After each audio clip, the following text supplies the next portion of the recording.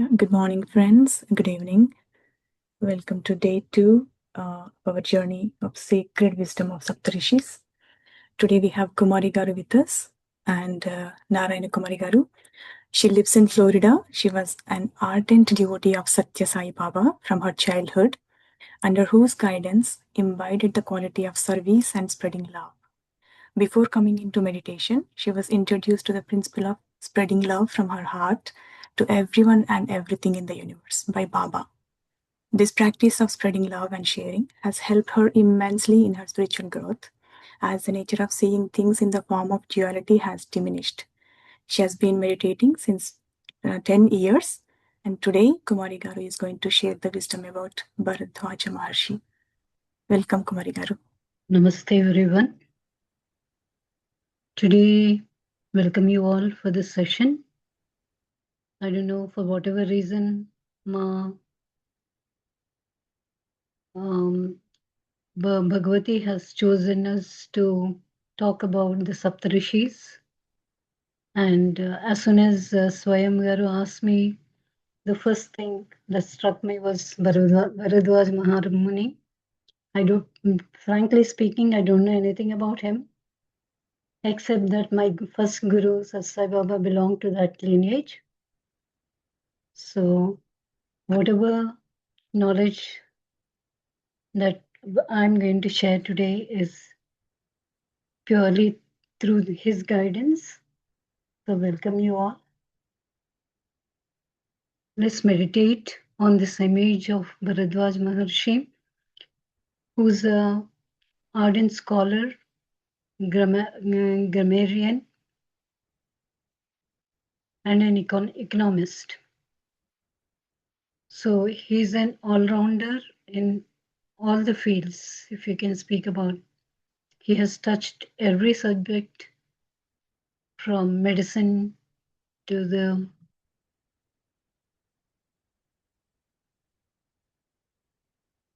So let us meditate on his knowledge, on his qualities. Although these rishis have lived long back, but their legacy is being carried out either through lineage and the text and the knowledge they have given to the world through their spiritual practice.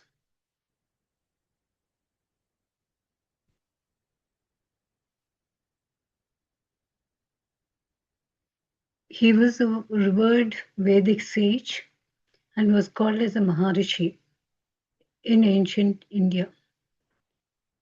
He was a scholar, economist, grammarian, and a physician too. And he was the first one who brought health consciousness into humanity.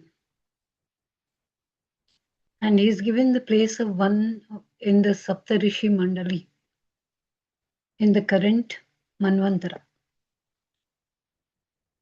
His father is none other than Angirasa, who is known as Brahma Manasa because it was with the intention of Brahma, he manifested. And Angirasa's son was Brihaspati, and Brihaspati is the father of Bharadhwaja Mahamuni. And Bharadhwaja Mahamuni, if we come to his family,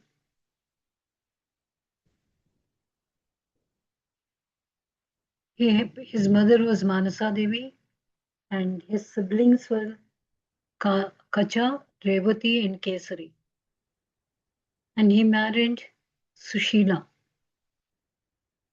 And he had children named Garga, Drona, and Ijavida.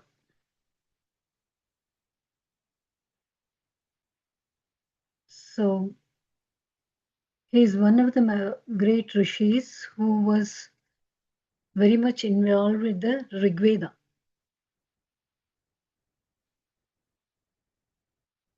He forms the foundation of Vedic literature to a large extent.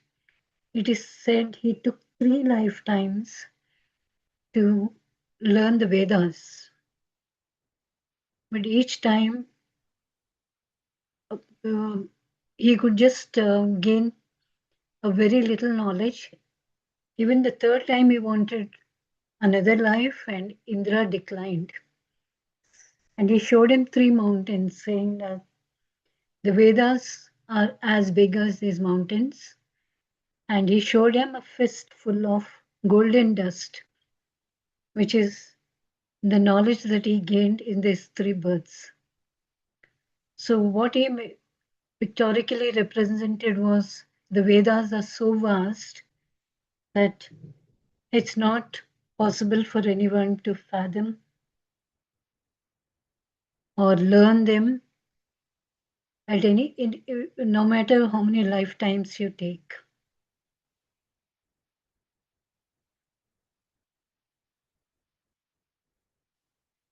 So his ancestral roots take back to Brahma, because since his grandfather was the Brahma Manasiputra, he was adopted by Bharata after Bharata lost his sons. So he was also called as Vitata because of the lost lineage. And you can see this is a picture from the 19th century. Maybe that's the earliest picture they could have on sage Bharadhwaja.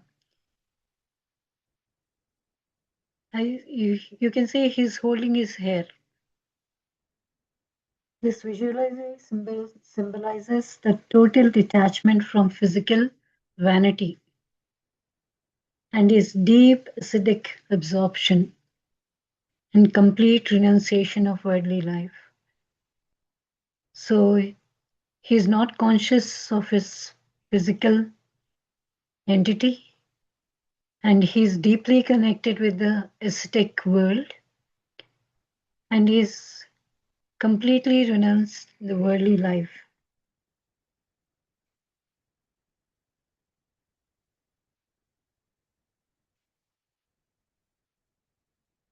According to the Puranas, Bharadhwaja devoted his complete life to studying the sacred Vedas.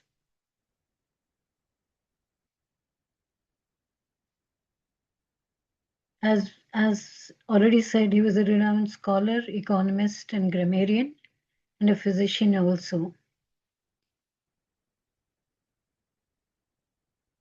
And his contribution is mainly attributed to the Rig Veda,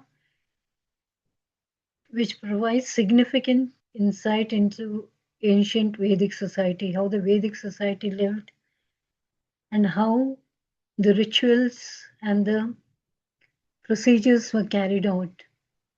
And this was documented by Bharadhwaja and his students from the same lineage.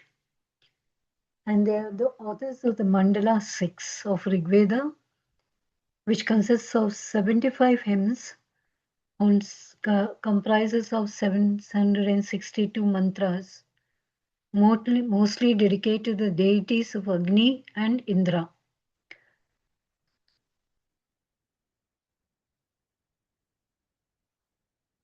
Most of the hymns are attached to the Brihaspatya family of Angirasas, and mostly to Bharadwaja and followed by his descendants. Mandala 6 is potentially the oldest of the family books, containing most of the ancient records of Vedic culture, lifestyle, and geography. And this was composed about 1500 years before Christ was born.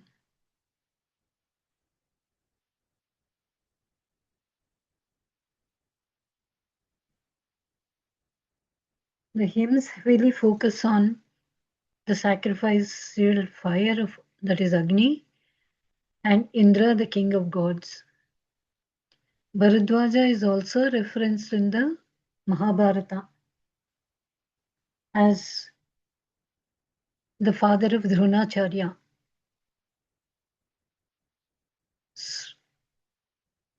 Bharadhwaja taught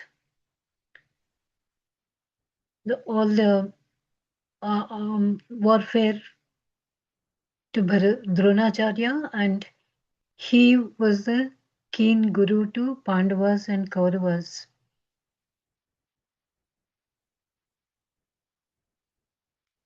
And he is also associated with the medicinal field at that time through Chakra Samhita, because he was immensely mentioned in the books Chakra Samhita.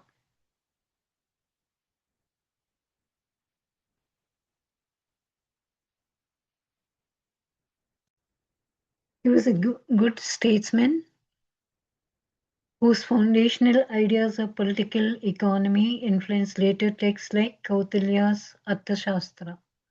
So, can you see my screen? It says the screen sharing is paused. We can see the screen, Kumari Garu. Please continue. Be a false.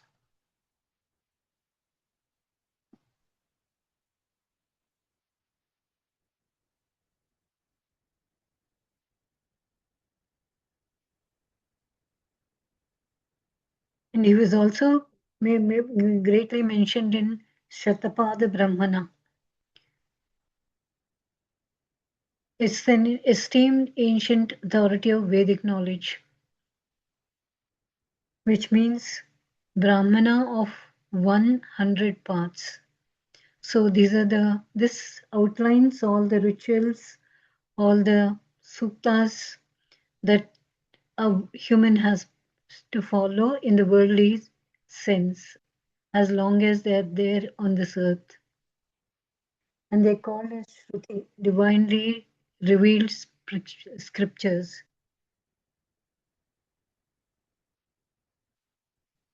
And this was brought about by Yajnavalkya, who is the son of Bharadhwaja.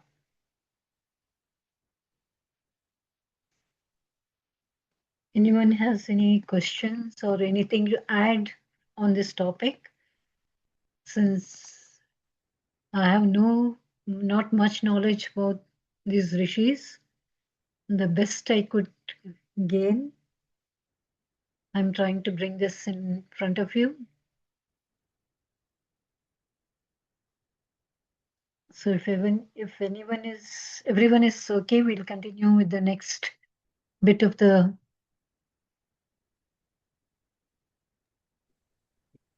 Please continue, Kumari Garu. I think everyone is good. It consists of the ritual, instruction, and manual. How the rituals have to be handled. How the Agnikundas should be developed. That is a physical layout, execution of Vedic sacrifices, building complex fire altars, Ashwamedha yagas, and Rajasuya yagas. This also covers a mythological framework. It contains early versions of core Hindu myths, most notably about Vishnu's Matsyavatar and Vamanavatar. And the philosophical foundation is also laid down in these texts. This bridges the gap between physical rituals and deeper metaphysical philosophy. It may be strange that these rishis have gained this knowledge through metaphysical contacts with the other worlds. They have documented all this so that the generations to come will experience, will follow, and gain enlightenment through these procedures. It enlightens the connection between the human body and the ritual space. That's the cosmos. It also offers early formulation of the concepts of karma and rebirth. I think this is the first text that speaks about karma and rebirth. This also incorporates the scientific and mathematical concepts. The precise steps for constructing layered fire altars outline advanced geometric rules, providing early records of the Pythagoras theorem calculations and giving it the symbol. It also features early notes on observational astronomy. The concluding section of the Shatapada Brahman consists of the home of it's called as the home of the Upanishads, Brihadaranyaka Upanishad, which is widely considered as one of the oldest and most influential philosophical texts in Hinduism.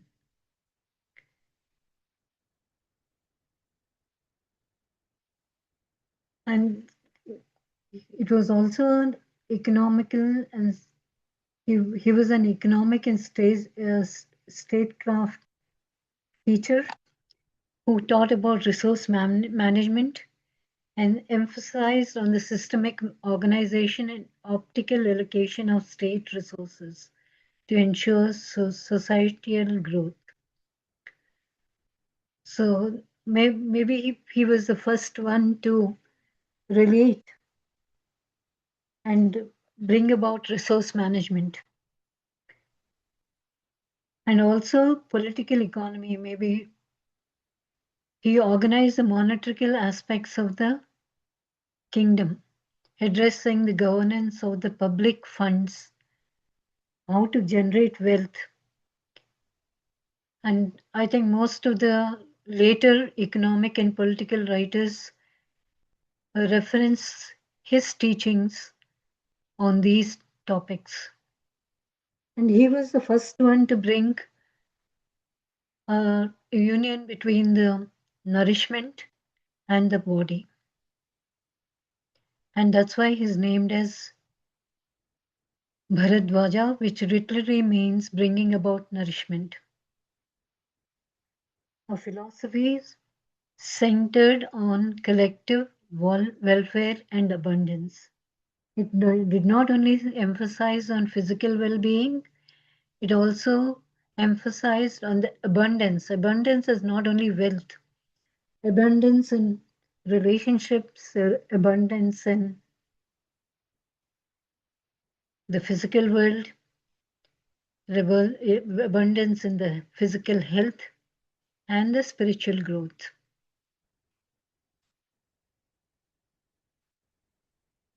According to Raktantra Pratisakya of Samaveda, Brahma taught grammar to Brihaspati, who passed on the knowledge to Bharadwaja.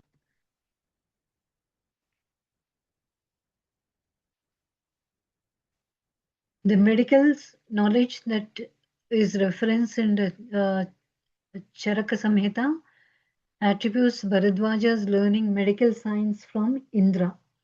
So whatever knowledge about medicine he got was from Indra. That Indra first refused to give him this knowledge, but Bharadwaja pleaded with Indra, saying that the poor health of the human beings is hindering their spiritual growth. So you have to share your knowledge so that the humankind can benefit from it. So Indra gave him the methods and specifics of medical knowledge. And because the physical health plays an important role in a spiritual growth. Dhanurveda is about the knowledge about archery, which he taught to Drona. And Drona in turn taught to the Pandavas and the Kauravas. And Bharadwaja Samhitas and Pancharatra is Agama text of Vaishnavism. So these are the texts followed by Vaishnavas.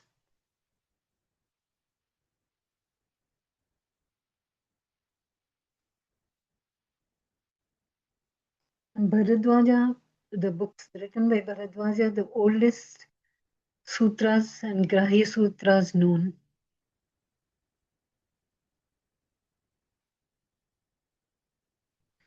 It is said that he is the first one who established that the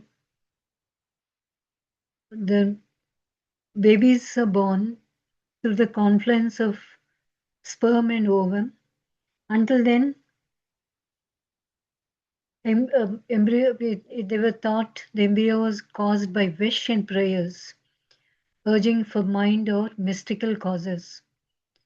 But he was the one who dictated that it was the union of sperm and egg.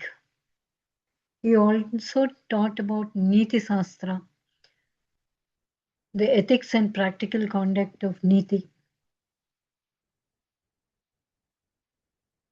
And he wrote a text on phonetics at that time, Bharadhwaja Sikhas. So these were all the texts that he brought about.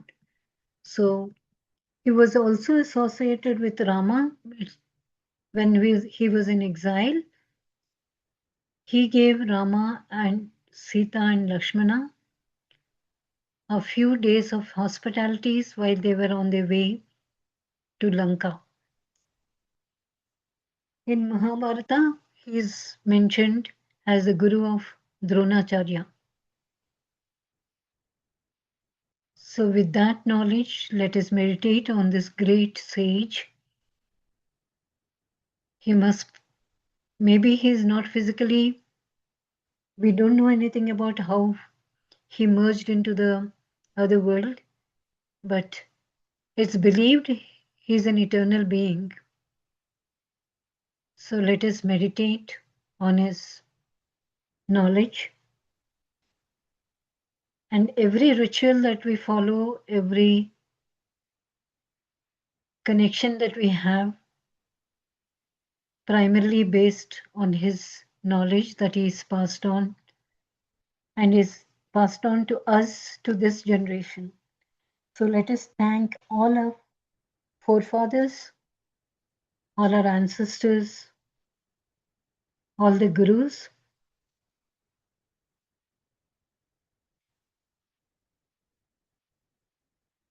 With that in tune, let us connect with Mahodar Babaji, Mataji.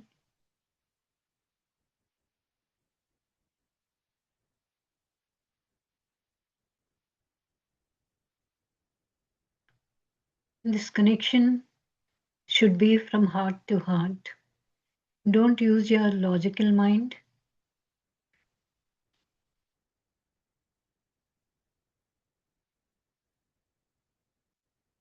Or to any guru that you are connected to. Just heart to heart connection.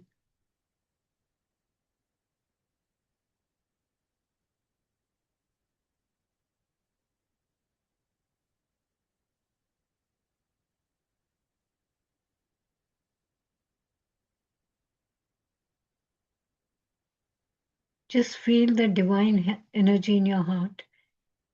It is said heart is the first organ that is formed in the human body.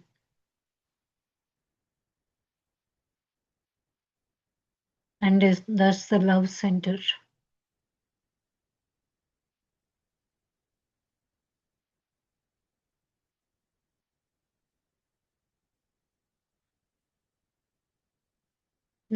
Let us ask our gurus, to whomever we are connected, and all those that are present around us. We may not see them. We have angels, archangels,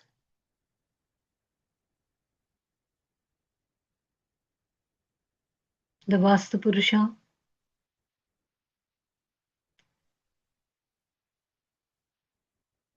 all the great rishis, great gurus,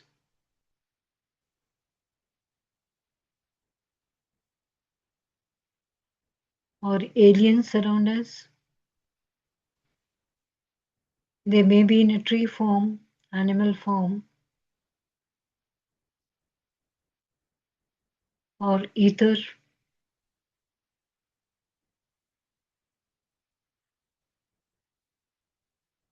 Let us bow down to all of them. Ask them to give us the right knowledge,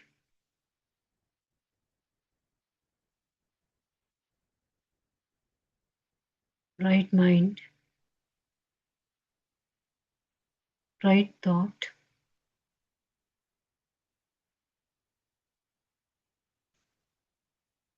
so that they help us in our physical as well as spiritual journey.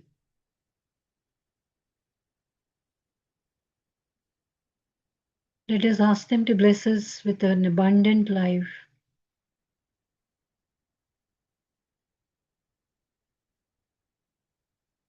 of love, relationships,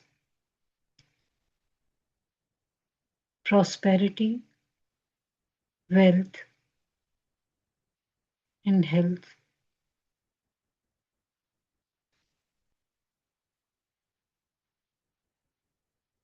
With their blessings, let us spread this from our heart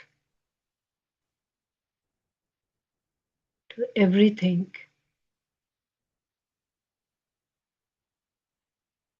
Just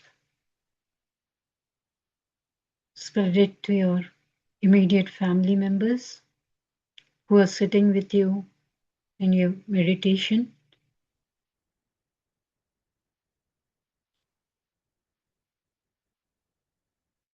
to the room that you're sitting in,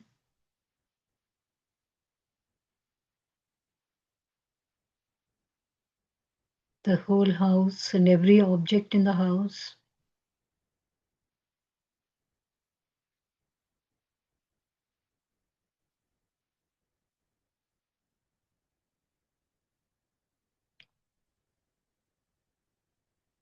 We are just the transmitters from our gurus to the world that we are in, that's all. So just imagine that constant energy is continuously flowing into you, into your heart. And again, from the same heart, we are distributing, we are spreading this to the environment around us. Let this light spread to every part of the house, to every part of the locality that we are in.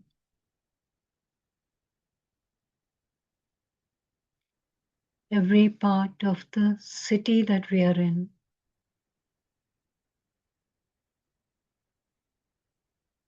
every part of the state, every part of the country,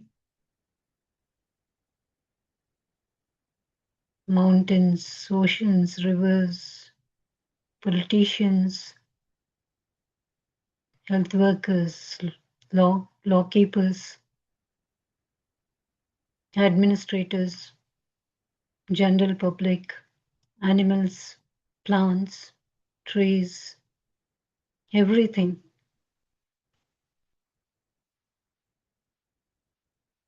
Let us spread this to the whole continent.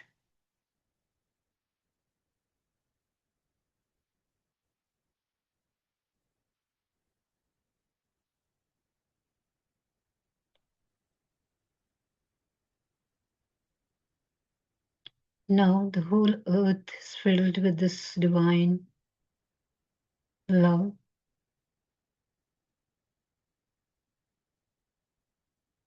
Which is carrying abundance.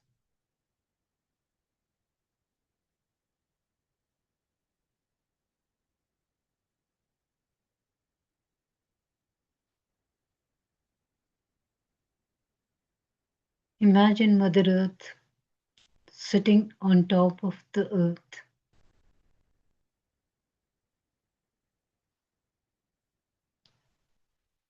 She is wounded very badly. Let us send her from our heart to her heart.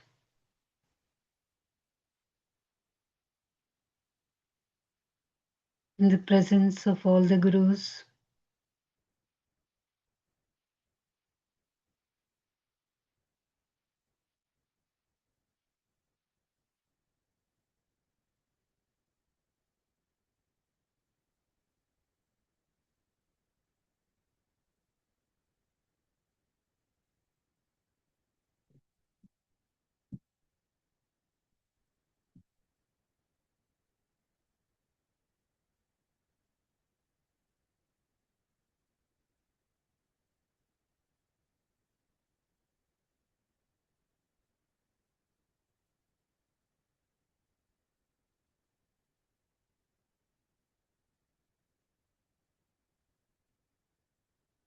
slowly bring your attention back to your heart.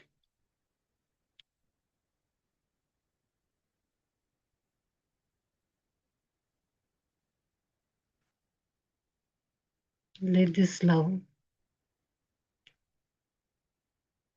continuously flow to Mother Earth,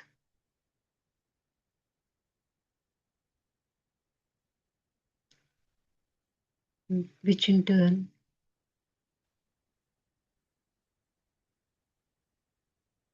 is filling the whole earth.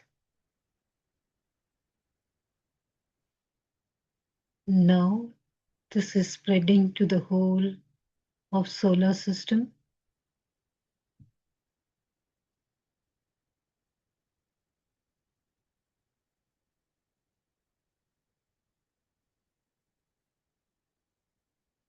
The sun, the moon, and all the planets.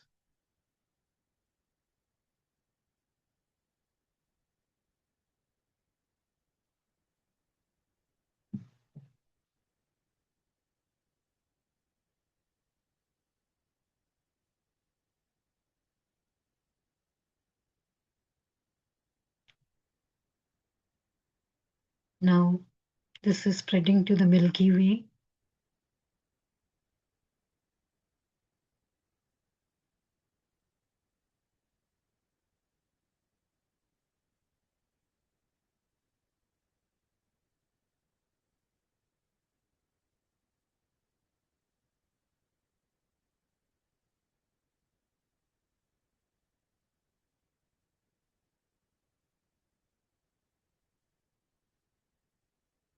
To all the galaxies,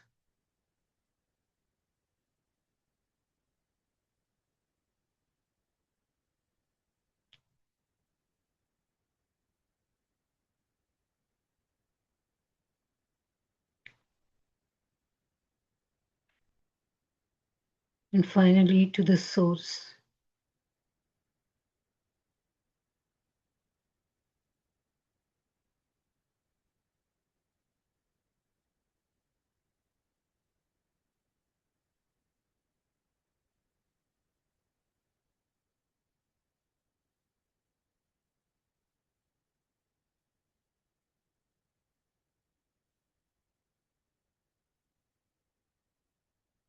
Just to feel that bliss.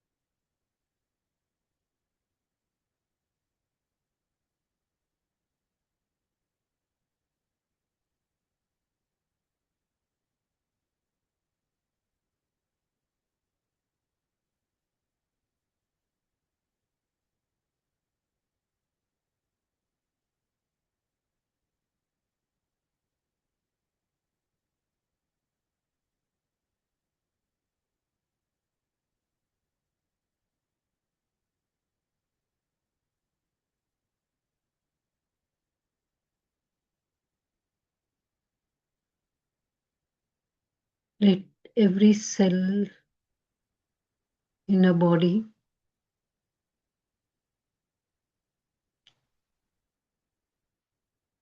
be transformed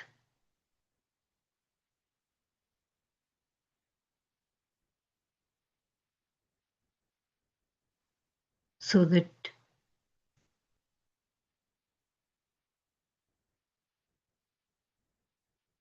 this body can be used for the highest cause.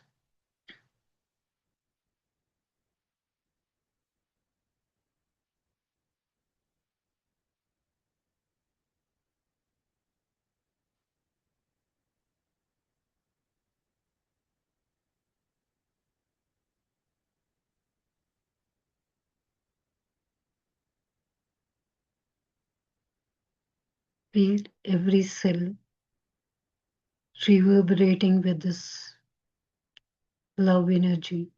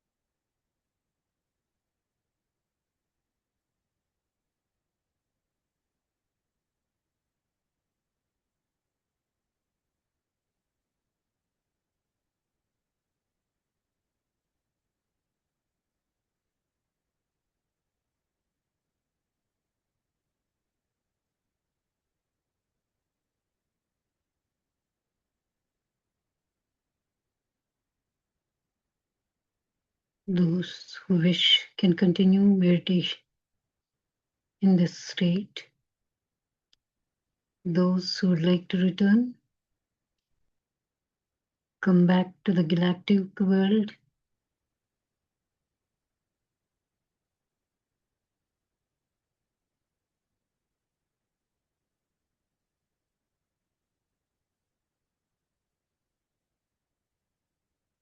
To our solar system.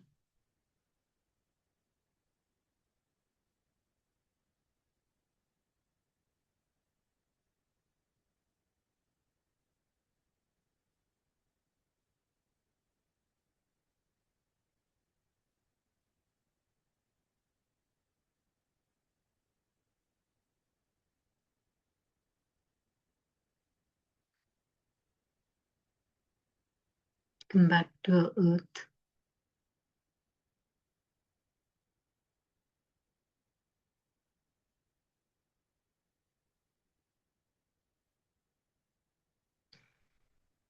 Come back to the city.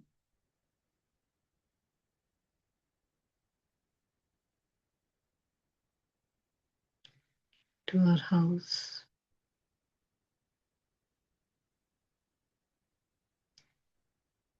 To the place that you're sitting in.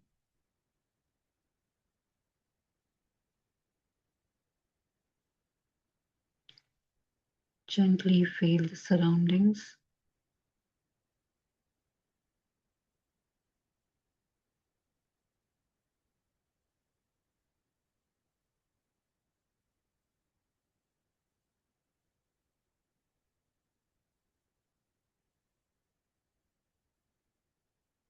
Gently feel your body, wriggle your toes, your fingers.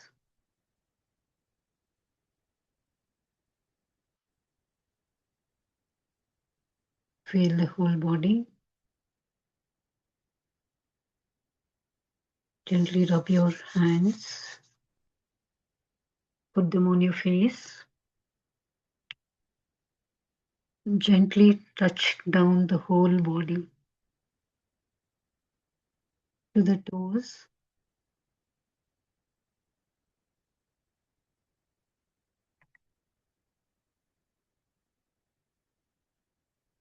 And from the back,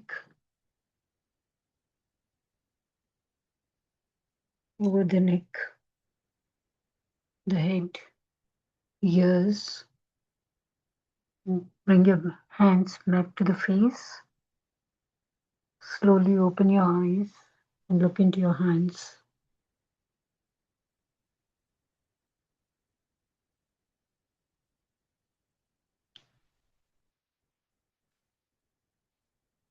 Let us come back to our physical world.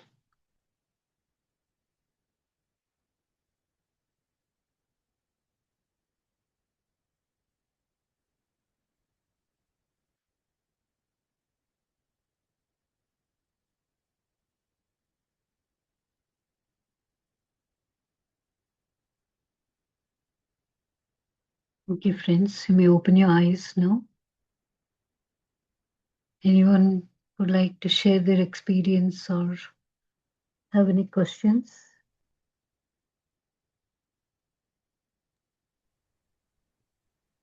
Thank you so much, Kumari Garu, for the wisdom about Bharadhwaja Maharshi.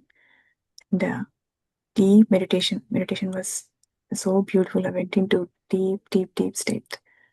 Thank you so much. Yeah. Friends, anyone else wants to share? Please do so. Thank you, Swayam, actually. Such an amazing initiative, Amma. Beautiful Saptharishis Gurinchi, especially. And thank you, Kumari Garu. Your energies were cannot even put in words. Amazing. And especially about Bharadhwaja Rishi. What you mentioned was just touched me so deeply is about Satya Sai Baba also, because he's Bharadhwaja lineage, connected to Baba and Sirdi Sai Baba and everybody. So that's beautiful, especially in the Guru Purnima with this Dattatreya lineage. And also, you have given such a knowledge about what Bharadhwaja Rishi has, because not everybody is aware about his expertise in science, medicine, administration, finance, and Pythagoras theorem. and about health lifestyle. Like, he's the one who actually said, connected the nourishment to the body. And all these he has done millions of years ago at that time without any knowledge, all through the divine knowledge. So, and also you mentioned about Rigveda, and Rigveda starts with Agnimile Purohitam. The first stanza of Rigveda starts about the fire. Fire is such a significant, fire energy is such a significant energy. And Nitya Agnihotram. We used to do Nitya Agnihotram in the past. Because of invaders and everything, we lost the energies of that and the rituals of it. And I've recently heard about, this is all what I have learned, very minimal, millionth fraction of the knowledge of, I'm sharing what I learned. So that is so minimal. So don't take my expertise. I'm not saying that. I'm just saying my experiences. None of us are expert. Yeah, so just want to. Knowledge. Yeah, exactly. It's a drop in the ocean, what I have heard. So recently I have gone through Homam workshop, and doing Homam, Nitya Agnihotra is one of the best things because it's done. This is a very simplified version. I went and attended the workshop. If anybody is interested, I will share that. The energies it gives for the individual soul and to the whole universe is immense. Not just one person, and it doesn't take long time. We don't have to do a lot of ritualistic. That ritualistics was performed many in Satya Yuga, but for Kali Yuga, it is modernized to an extent, but we should not lose the touch of our Vedanta. It's not modernized as such because of all the spiritual practices that are going on. The more and more portals are opening. You're right. Yeah. So now it is much easier to do it. Yes. And I want to share one more thing. You're connected to Satya Sai Baba too, and he has immensely, like the amount of classes and everything. He's the one. Previously, many people taught about Vedanta, that everybody can read Vedic scriptures, and SaiVeda.net is the source for anybody. Even for a little kindergarten can open that if they are accessible, and it is such easily learned thing. Anybody can learn it.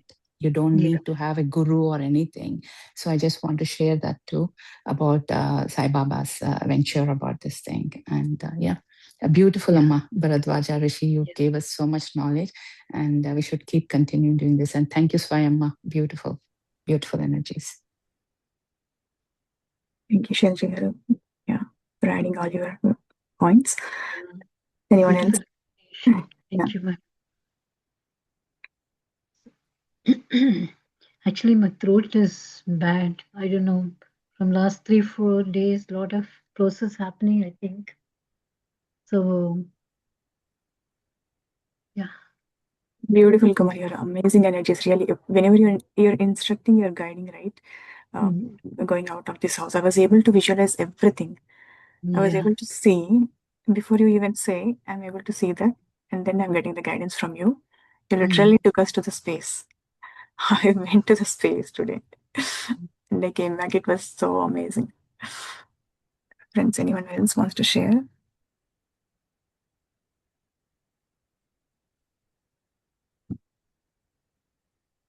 No one? Then we'll conclude. Can we close? Yeah. Thank you, everyone, for providing all your energies. Yeah.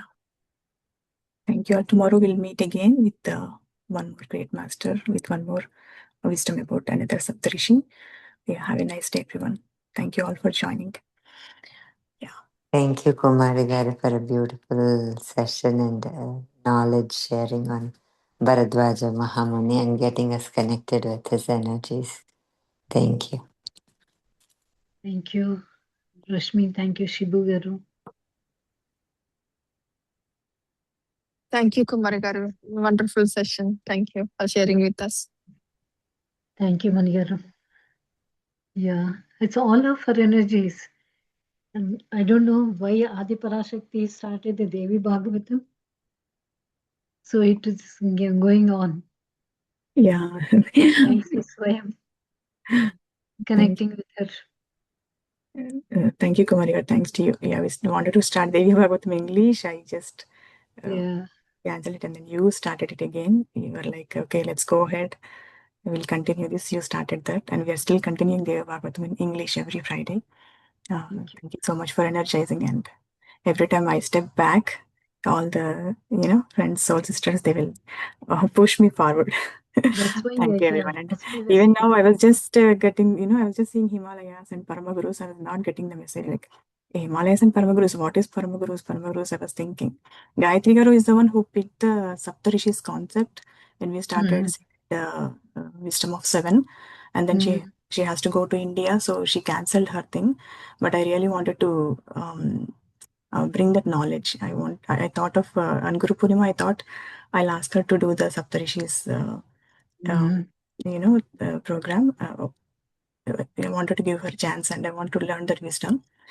And then Sanjita and Rajni Garu is like, why one day all about seven Saptarishis? We all can take one day. We can talk about one Saptarishi. That's how it's this so whole thing fast. started. So Yeah. I'm like so energetic. I don't know anything about them other than their names. Yeah. Now I'm learning about them, and it is um, such a blessing from Saptarishis to all of us. Thank you, everyone, for joining. Tomorrow we'll see you again, and have a wonderful day. Yes. Thank you. Thank you all. Kumari garu. Have a wonderful day. Can I? Yeah, we'll meet tomorrow again. Thank you. Thank you so much.